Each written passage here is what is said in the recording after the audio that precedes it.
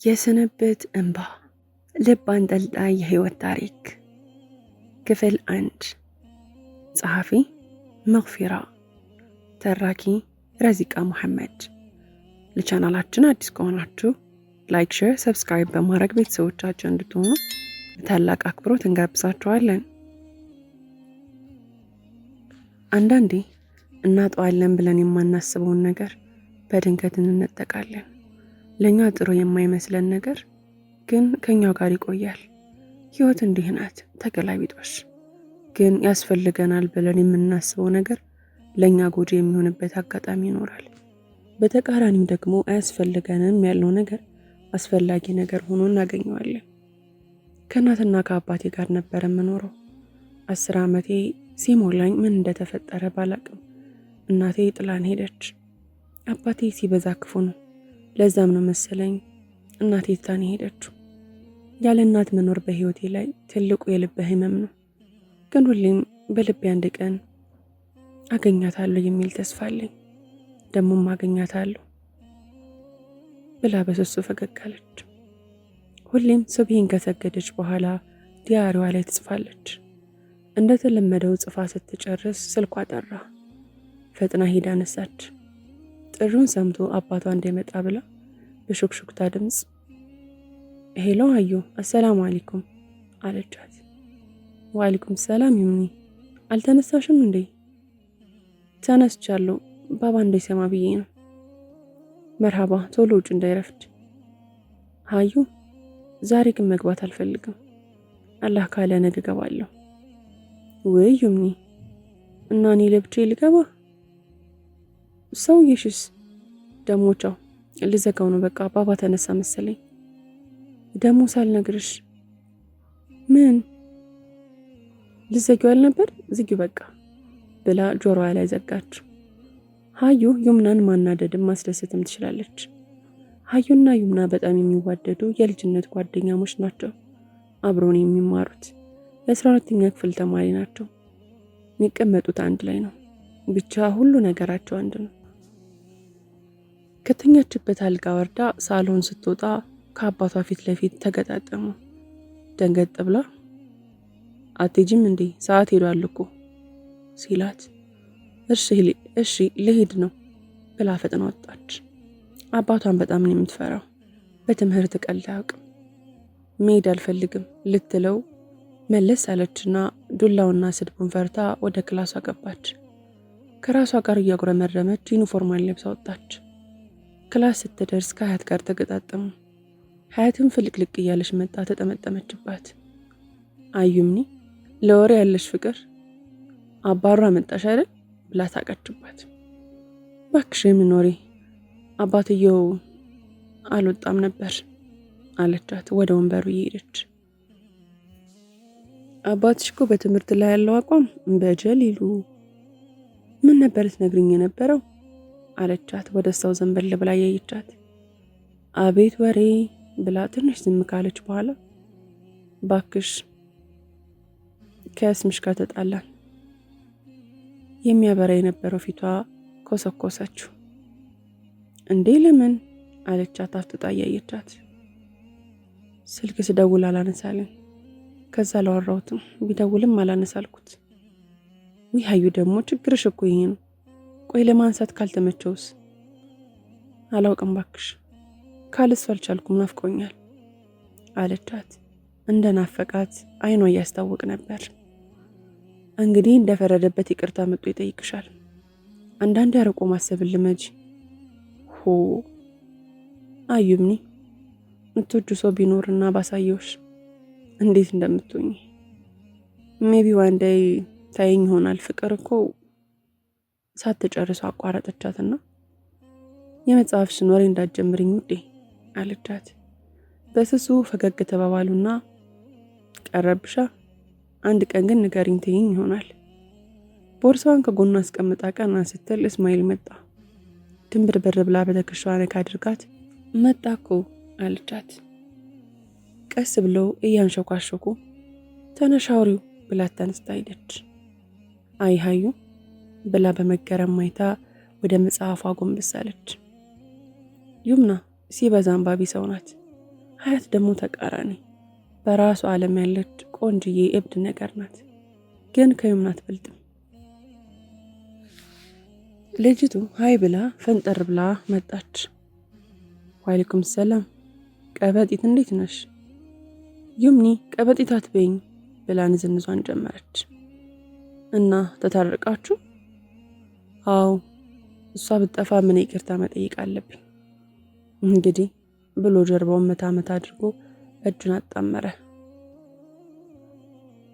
የፎቁን ደረጃ በግራ በኩል እየወረደ ድንገት ዘወር ሲል ከዩምና ጋር አይን ላይን ተከታጠሙ። ደንገጥ ብሎ ባላየ ሆኖ ዞር አለ። እሷን መንገዷን ቀጠለች። አሚር አዲስ ገቢ ነው፣ ዘንድሮ ነው የገባው። ግን ከጓደኛው ከእስማኤል ጋር ሰፈር ላይ ጓደኛሞች ናቸው። ለዛም ነው ስለ ሀያት የሚያውቀው። አሚር በባህሪው ዝምተኛ፣ ለቀረበው ገር ቆንጆና ጉረኛ ነገር ነው። ፍቅር ላይ ያለው አቋም ማንም አያስቀይረውም። ፍቅር ለሱ መጃጃል ነው፣ እኔ ደግሞ እድል አይደለሁም ይለዋል ሁሌም ለእስማኤል። ሀዩ እስምሽ አዲስ ጓደኛ ያዘ እንዴ አለቻት ቦርሷን እየከፈተች። አዎ አዲስ አይደለም፣ የድሮ አብሮ አደግ ናቸው። ምን ነው? አይ ምንም፣ ከአዲስ ሰው ጋር ሳይሆኑ። በቅንድቧ የእሽታ ምልክት ሰጠቻት። ኢላሂ ብቸኝነት እንዲሰማኝ አታርገኝ። ሳልፈልገው ግን እየተሰማኝ ነው። ብቻዬን አትተወኝ ረቢ። የሁል ጊዜ ዱዓዋ ነው። 10 ሰላቷን ሰግዳ ወደ ኩሽና ገባች። ያው ሰርቶ የሚጠብቃት ስለሌለ ከትምህርት መልስ መጣ ደፍ ደፍ ነው የምትለው። ምግቧን ሰርታ ልትበላ ቀራርባ አንድ ጉርሻ ላይ አባቷ መጣ። ደንግጣ ምግቡን ስታነሳው አስቀምጭ ብሎ በጥፊ መታት። እስካሁን የት ነበርሽ? ለምን አልሰራሽም ብሎ የተለመደውን ድብደባውን ቀጠለ። አልቅሳ የሚያባብላት እናት የላት። ከፍራሹ ጥግም ጥቅልል ብላ እንደተንሰቀሰቀች ተይ አታልቅሽ፣ ዝም በይ በቃ ብላ ለራሷ ማጥናናት ጀመረች። ፊቷን ልትታጠብ ስትነሳ ቀሚሷ በደም ተጨማልቆ ነበር። ደንገጥ ብላ የሚንጠባጠበውን አፍንጫዋን ስታይ ነስሯት ነበር። እንባዋ አልቆ ማለት መንሰቅሰቁንም ተያያዘችው። በነጋታው በሌሊት ተነስታ ቁርስ ሰራርታ ሱቢ አዛን እስኪል ድረስ ስራዋን ጨረሰች። አዛን ካለ በኋላ ከቤት ወጣች። ዲያሪዋን ይዛ ወደምትወደው ብቸኝነት ወደሚያስረሳት መንገድ ተጓዘች። ወደ መስጂድ ሰላቷን ሰግዳ የውስጧን ጽፋ ወደ ቤት ተመለሰች። ቤት ስትገባ የአባቷ ድምፅ የት ነበርሽ? በዚህ ሌሊት የት አባሽ ሄደሽ ነው ብሎ በጥፊ መታት። ይሄ መልከስከስሽን አቁሚ፣ አታሰድቢ፣ በተከበርኩበት ሰፈር አታዋርድ፣ የእናቷ ቢጤ ብሏት ገፍተራ አድርጓት ወደ ውስጥ ገባ። እንደምንም ከወደቀችበት ተነስታ እንባዋን ጠርጋ ወደ ትምህርት ቤት ከሀዩ ጋር ተጠራርተው ሄዱ። ሀዩም ሁኔታዋ ስላላማራት ዩምኒ ምን ነው ብላ ፊት ለፊቷ ቆማ ስትጠይቃት እንባ ቀደማትና እቅፏ ውስጥ ስቅስቅ ብላ ተወሸቀች። ሀዩም ስለገባት አባብላ አበሽራት ፊቷን እንድታጠብ ወደ ቧንቧ ወሰደቻት። እስማኤልና አሚርም እዛ ነበሩ። ሂጂ ሀዩ እንዳታስፎግሪ፣ እስምሽ ጋር ሂጂ ብላት ፊቷን ልትታጠብ ወደ ቧንቧ ሄደች። ከላይ ሆኖ በአይናቸው ሲከተላት ቆይተው ሀዩ እስማኤል ጋር ስትመጣ መጣችልህ ደግሞ ብሎ አሚር ወደ ክላስ ሊሄድ ሲል እኔ ጋር እንጂ አንተ ጋር አልመጣችም አይደል ብሎ ብሎኩ ጋር አስቆመው። ሰላም ተባብሎ የኔው ዩምኒ ምን ሆና ነው አላት እስማኤል። በተለመደው ነው፣ ዛሬ በጣም ከፍቷታል ወላሂ ብላ እጇን አጣምራ ወደ እሷ አየች። የኔ ምስኪን ምን አድርጊ ነው የሚላት በአላህ ብሎ እሱም አያት። ፊቷን ታጥባ ስትመጣ አሚር ትላንት አይቷት የደነገጠላት ልጅ ነበረች።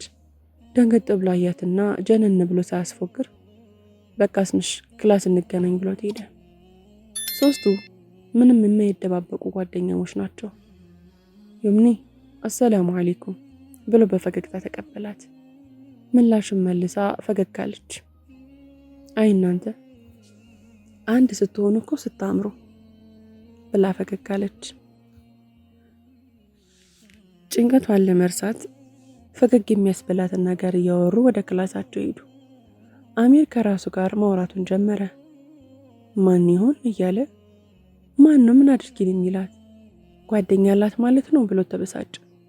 ግራ ተጋብቶ ለምን ትኩረቴን ሰጠኋት? በአንድ ቀን እይታ አልሸነፍ እያለ መሟገቱን ቀጠለ። እስማኤል ተሰናብቷቸው ወደ ክላስ ገባ። አሚርም ባይኑ ተቀበለው። ወደ መቀመጫው ሄዶ ቁጭ ሲል በትከሻው ገፋ አደረገው። ዞር አለና እኔ የምልህ የቅድሟ ልጅ ማናት? አይቻት አላቅም ብሎ ለስላሳ ፀጉሩን እንደ መጠቅለል እያደረገ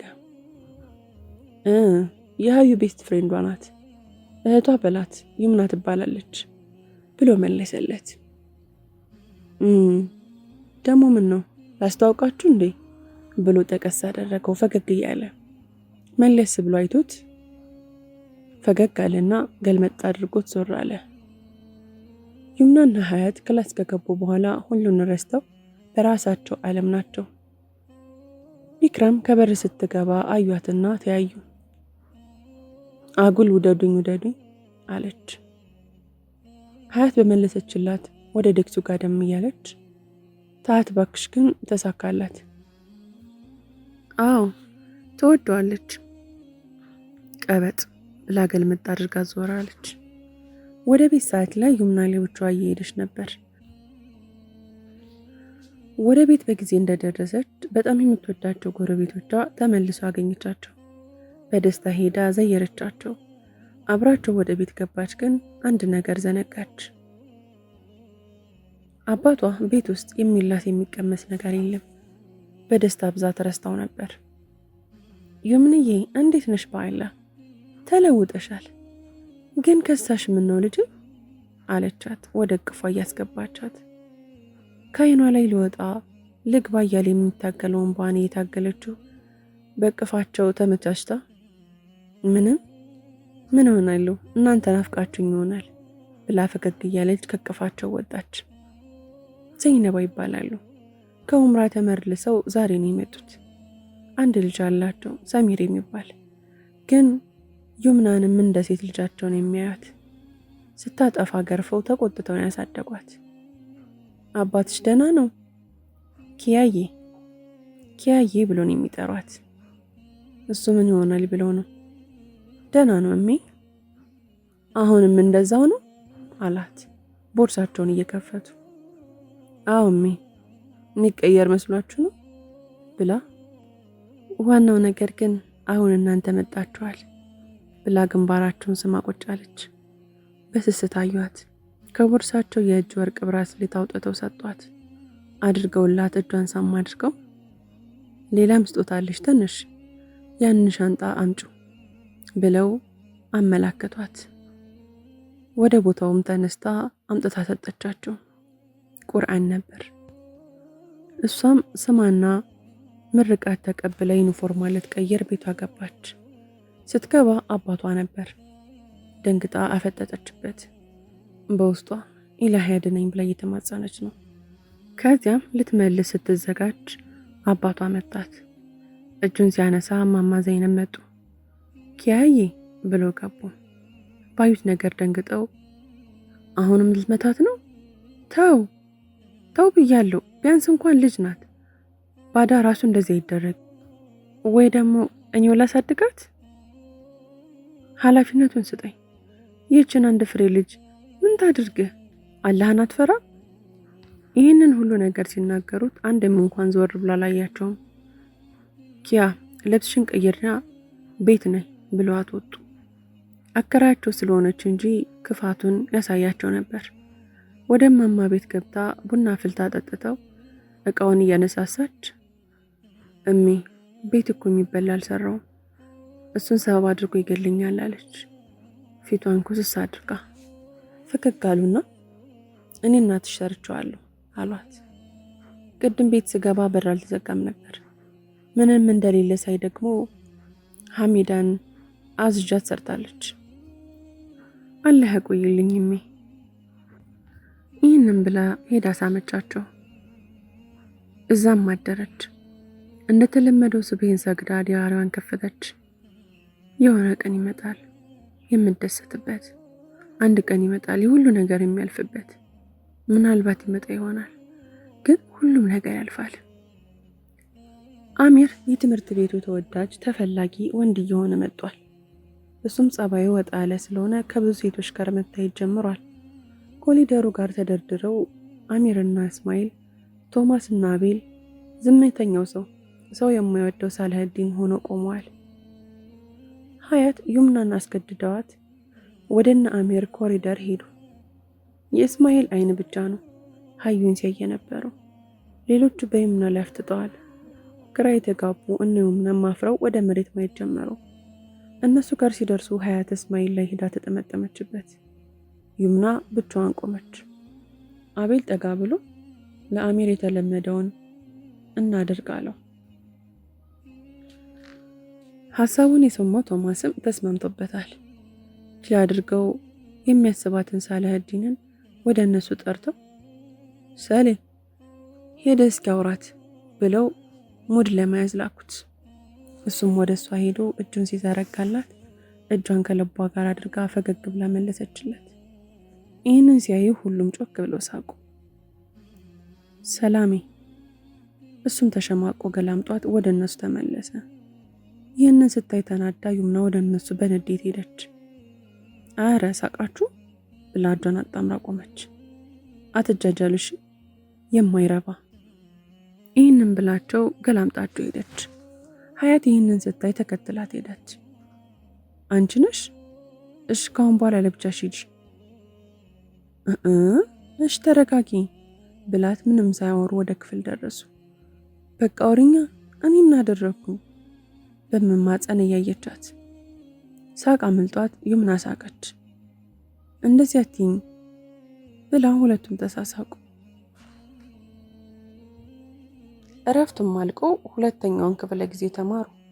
ምሳ ሰዓት ላይ ወደ ቤት ልትሄድ ሀዩን ተሰናብታ ስትቆም ቅድም ሰላም ሲላት ያሳፈረችውን ሳላህዲንን አየችው። አያት ባላይ አድርጎ ሲሄድ አባት ብላ ጠርታው ፈጠን ብላ ሄደች። አጠገቡ ሄዳም ቆመች።